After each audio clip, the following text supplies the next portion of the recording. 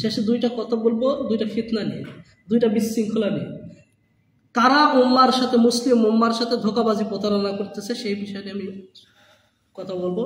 এক নম্বরে আপনারা দেখেন যে আমরা দীর্ঘ 15-16 বছর, আমরা যে ফ্যাসিবাদ সরকার শেখ হাসিনার কথা বলি, দীর্ঘ 15-16 বছর ধরে সবাই অপেক্ষা করতেছিল হাসিনা গেলেই ইসলামের বিজয় হবে, হাসিনা গেলেই ইসলামের বিজয় হবে, হাসিনা গেলেই ইসলামের বিজয় হবে। কি বুঝতে পারছেন? হাসিনা গেছে না আছে? আমি কিন্তু একটা কথা বলছিলাম, হাসিনা গেলেও হাসিনার অন্য আছে, কার্যক্রম আছে, সেটা কিন্তু দিনে দিনে এখন সত্য হচ্ছে এবং সবাই বলছে যে আসলে প্রকৃত এই কথাটাই সঠিক। এখন দেখেন হাসিনা যে গেছে, যাওয়ার পর ইসলামী যে সকল নেতারা আছে আমাদের সাথে তাদের অনুসারী কম না বেশি? অনেক বেশি না? অনেক বেশি।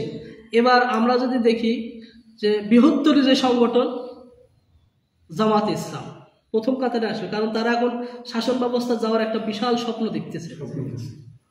স্বপ্ন কি এটা তো আমি বলি চাই যে কি হতে যাচ্ছে।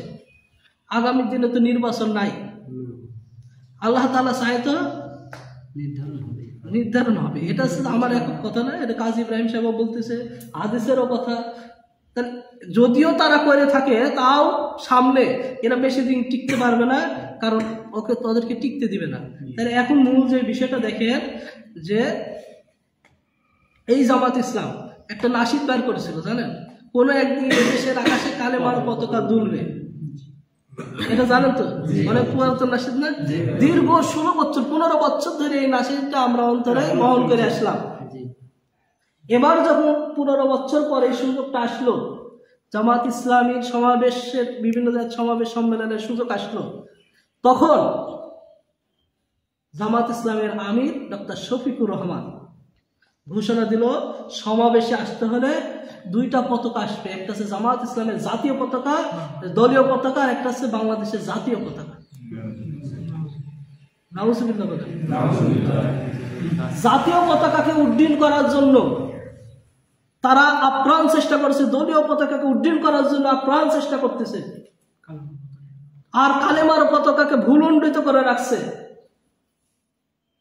তাহলে দীর্ঘ 15 বছর যে তারা বক্তৃতা দিল এবং আকাঙ্ক্ষা প্রকাশ করলো, আজকে কেন কালেমার পতাকা ভুলুণ্ঠিত আছে? তাহলে এই কালেমার পতাকাকে কে উড্ডয়ন করবে? কে উড়াবে কালেমার পতাকা? জাতীয়করণের পতাকা, দলীয়করণের পতাকা, জাতীয়তাবাদীর পতাকা সম্পর্কে আমি বলি, আল্লাহ রাসূল সাল্লাল্লাহু আলাইহি ওয়াসাল্লামের স্পষ্ট হাদিস বলছে, যে ব্যক্তি জাতীয়তাবাদীর পিছনে ছুটবে, যে ব্যক্তি জাতীয়তাবাদীকে ধরবে, সে ব্যক্তি তার পিতার পুরুষাঙ্গ দাঁত দিয়ে কামড়িয়ে ধরবে। এটা নোংরা কথা না? এই বিষয়টা যে জাতীয়তাবাদ, এই দলীয় প্রীতি, দলীয়করণ যে একটা নোংরা জিনিস, এই বিষয়টা বোঝানোর জন্য আল্লাহ রাসূল সাল্লাল্লাহু আলাইহি ওয়াসাল্লাম এই হাদিস বর্ণনা করেছেন। কামড়ে ধরে থাকবে, তার মানে কি যতক্ষণ পর্যন্ত এই দলীয় প্রীতির থেকে বাইরে হয় না আসবেন, যতক্ষণ পর্যন্ত এই জাতীয়তাবাদ থেকে বাইরে হয় না পড়বেন, ততক্ষণ পর্যন্ত আপনার পিতা পুরুষাঙ্গ আপনি নিজের দাঁত দিয়ে আটকে ধরবেন। এটা আমার কথা না, এটা আল্লাহ রাসূলের কথা। তাহলে যারা জাতীয় পতাকাকে উত্তোলন করে রাখতেছে, কালেমার পতাকাকে ভুলুণ্ঠিত করে, যারা দলীয় পতাকাকে উত্তোলন করছে, কালেমার পতাকাকে ভুলুণ্ঠিত করে, তারা কি চায়? ইসলাম চায় না রাজনীতি করতে চায়? তাহলে ইসলামী দল না রাজনৈতিক দল? আওয়ামী লীগ যেমন গণতন্ত্রের সাথে রাজনৈতিক দল, বিএনপি যেমন গণতন্ত্রের সাথে রাজনৈতিক দল, জাতীয় পার্টি যেমন গণতন্ত্রের সাথে রাজনৈতিক দল, এনসিপি যেমন গণতন্ত্রের সাথে রাজনৈতিক দল, জামাত ইসলামও তেমনই গণতন্ত্রের সাথে রাজনৈতিক দল। একটু পার্থক্য নাই। আরবের মুশরিকরাও জুব্বা ব্যবহার করতো, দাড়ি ব্যবহার করতো, পাগড়ি ব্যবহার করতো। সুতরাং দাড়ি টুপি জুব্বার মধ্যে ইসলামের কোনো পার্থক্য নাই। কেউ যদি গণতন্ত্রের মাধ্যমে ইসলামকে বিজয় করতে চায়, তাহলে আমি বলবো যে কুরবানি আসতেছে সামনে, একটা প্লেট নেবেন, নিয়ে কুরবানির বস্তা, শুকুরের বস্তা এক প্লেটে ভক্ষণ করবেন, তাহলে হালাল হয়ে যাবে। এটা কি সম্ভব? তাহলে এটা যদি সম্ভব না হয়, গণতন্ত্রের মাধ্যমে ইসলামের বিজয় আসা কোনো ক্রমেই সম্ভব না। ইতিহাসে কোনো জায়গাতে আসে নাই, এখনো আসবে না, আগামী দিনও চ্যালেঞ্জ থাকবে, এরা আসতে পারবে না। কি বুঝতে পারছেন? কিভাবে দিন বিজয় হয়, দিন কিভাবে রাষ্ট্রীয় ক্ষমতা আসে, এটা দেখাই দিয়েছেন মুহাম্মদ সাল্লাল্লাহু আলাইহি ওয়াসাল্লাম। ওই পথ দিয়ে যদি আপনি হাঁটেন, ওই পথে সফলতা। যদি মনে করেন যে না ওই পথ আর এই পথ এক পথ না, তাহলে বুঝতে হবে আল্লাহ রাসূল সাল্লাল্লাহু আলাইহি ওয়াসাল্লাম যে পথ নির্দেশিকা আপনাকে দিয়ে গেছে, সেটা আপনার কাছে এই 1400 বছর পর এসে মনে হচ্ছে অসৎ। তাহলে কিয়ামত সংঘটিত কেন হলো না? তাহলে কেন কোরআনকে রহিত বলা হচ্ছে না? এই বিষয়টা আমাদের জানা দরকার। তার মানে কি, রসুল যে পদ্ধতি দিয়ে গেছে সেই পদ্ধতির বাইরে তার একটা সহজ পদ্ধতি তৈরি করতে চায়, যা দিয়ে ওই রাস্তাতে পৌঁছা কোনো ক্রমেই সম্ভব না। কি বুঝতে পারছেন বিষয়টা? আর একটা কথা বলি, আরো দেখেন উম্মার কাছে স্পষ্ট হয়ে গেছে, জামাত ইসলাম তো একটা সাধারণ দল, সকল আলেমদের যেখানে ঐক্য হয়েছিল সেখানে জামাত ইসলাম তাদের কাছে ছোট না? 12ই এপ্রিল মার্চ ফর গাজা, গাজার জন্য রওনা, গাজার জন্য হাঁটা, গাজার জন্য চলা। এই বিষয়টা যদি আমরা চিন্তা করে দেখি তাহলে দেখতে পারবো কি, এখানে দুইটা পতাকা উত্তোলন হয়েছে। একটা হচ্ছে কি ফিলিস্তিনের পতাকা, আর একটা হচ্ছে যে জাতীয় পতাকা। কি বুঝতে পারছেন তো বিষয়? কিন্তু কালেমার পতাকা কোথায়? কালেমার পতাকা ভুলন্ডিত।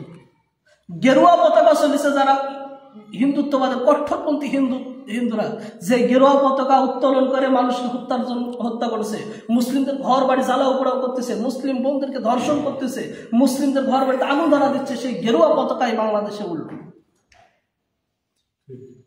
বুঝতেছেন? কিন্তু কালেমার পতাকা এখানে উঠতে পারল না। আরো কিছু বিষয় দেখার আছে, যেমন আমাদের দেশে কিছু আলেম আছে, যেমন আহলে হাদিসের আলেম। আমরা যারা বুকে হাত বাঁধে সালাত আদায় করি, তারা তো ভাবতেছি যে আহলে হাদিসদের মতোই বিষয়, আসলে তাও কিন্তু না। আহলে হাদিসদের একটা বিষয় দেখেন, এই যে মুজাফফর বিন মুহাসিন সাহেব, উনি কয়েকদিন আগে বললো যে রাজনীতি শিখতে হলে আরবের কাছ থেকে শিখতে হবে, মোহাম্মদ বিন সালমানের কাছ থেকে। কৌশল নাকি মোহাম্মদ বিন সালমান ভালো জানে। এই ব্যক্তিটা কত বড় বেকুব এবং কত বড় ধোঁকাবাজ, মুসলিমদের সাথে করতেছে ধোঁকাবাজি, একটু চিন্তা করে দেখছেন?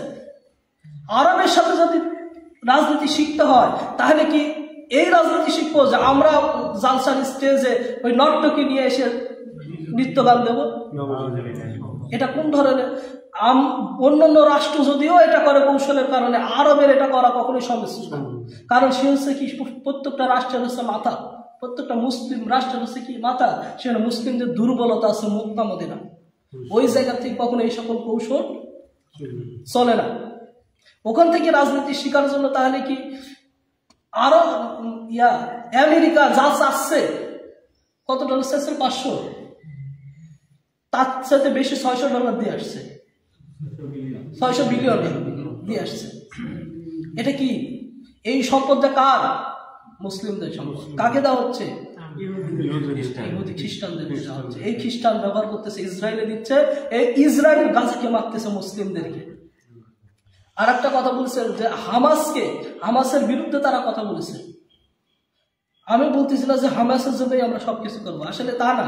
মানে একটা কথা জানেন যে ওর কাছে যদি মুজাফফর বিন মুহাসিনের কথা অনুযায়ী বলছে যে হামাস খারাপ, হামাস প্রতারণা করেছে আরবের সাথে, সম্পর্ক নাই, তাহলে এটাই যদি হয়ে থাকে তাহলে হলো, বুঝলাম যে হামাস খারাপ, ফিলিস্তিন খারাপ, ইরান খারাপ, ইয়ামান খারাপ। তো যদি খারাপ হলো তাহলে ইসরায়েল মারতেছে ফিলিস্তিনে, গাজা বা ইয়ামানে বা ইরানে, ওখানে মরতেছে যারা খারাপ মানুষ মরতেছে, মরুকোর কথা বলার কোনো যুক্তিকতা আসে না। তাহলে ইয়ামান যে একটা বোমা মারলো, মারার জন্য করলো ইসরায়েলে, সেই বোমাটা কে ভূপাতিত করেছিল জানেন? কে করছে? আরব।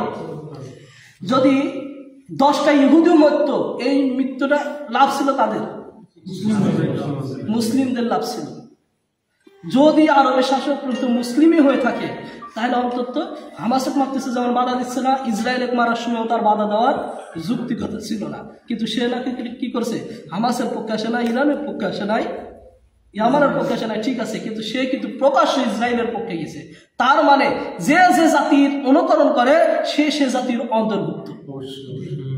এবং এই কথার প্রেক্ষিতে এক না একাধিক প্রমাণ অনুযায়ী মোহাম্মদ বিন সালমান মুসলিম থাকে না, তগুতের অন্তর্ভুক্ত হয়। আর তগুতের পক্ষে যারা কথা বলে, যে সকল আলেম ওলামা বা অন্য ব্যক্তিরা, তারা সকলে মুশরিক হবে। যদি আসলি মুশরিক নাও হয় তবু গায়রে আসলি মুশরিক তারা। কি বুঝতে পারছেন? এই যে উম্মাকে আসলে কারা দিচ্ছে ধোকা, এই বিষয়টা আমাদের বোঝা লাগবে, বুঝে তাদের কাজ করতে হবে। অনেক লোক, অনেক বড় বড় আলেম, অনেক জানা শোনা আরবিতেই শুধু কথা কয়, এই জাতীয় জিনিস দেখলেই হবে না। আল্লাহ তাআলা এই বিষয়টা বুঝে আমল করার তৌফিক দান করুন। সকল বলে আল্লাহ। আসসালামু আলাইকুম ওয়া রাহমাতুল্লাহ।